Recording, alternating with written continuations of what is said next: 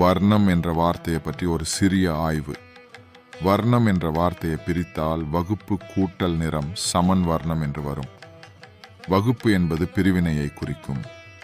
உதாரணத்திற்கு வகு, வகுடு, வகுத்து, வகுந்து, வகுப்பினன், வகை, வகுதி, வகுப்புவாரி, வகையறா, வயனம், வகுப்பாளர், வகுப்பார், வகுத்தல், வர்க்கம், வருக்கம், வருணம் போன்ற சொற்கள் எல்லாம் வகு என்ற சொல்லிலிருந்து உருவான வார்த்தைகள்தான். இவை அனைத்தும் வகு என்பது பிரிப்பதை குறிக்கும். நிறம் என்பது வண்ணத்தை குறிக்கும். மனிதனின் நிறத்தை அடிப்படையாக வைத்து மனிதனை பிரிப்பதுதான் வர்ணம்.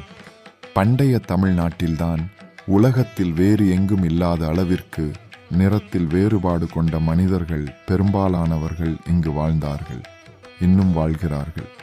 உதாரணத்திற்கு வெண்மை நிறம், இடைப்பட்ட நிறம், மாநிறம், கருமை நிறம் என பல நிற பிரிவுகளில் உள்ள மக்கள் இங்கு வாழ்கிறார்கள். நிறத்தை வைத்து அவர்களை பிரித்து அதற்கு ஏற்றாற்போல் அவர்களை அணுகுவதுதான் வண்ணம்.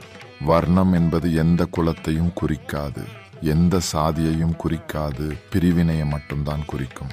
அதாவது பண்டைய தமிழக மக்களை ஏமாற்றுவதற்காக மக்களை 4 வகையாக பிரித்தார்கள்.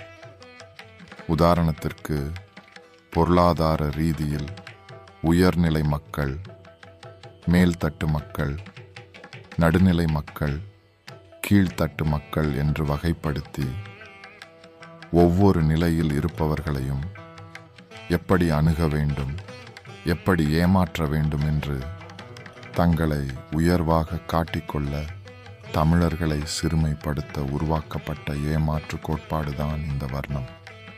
இந்த வர்ணத்தில் பிரிவினையை தவிர்த்து வேறொன்றும் இல்லை. பிரிவினையை மட்டும் முதன்மைப்படுத்தும் வார்த்தைதான் வர்ணம்.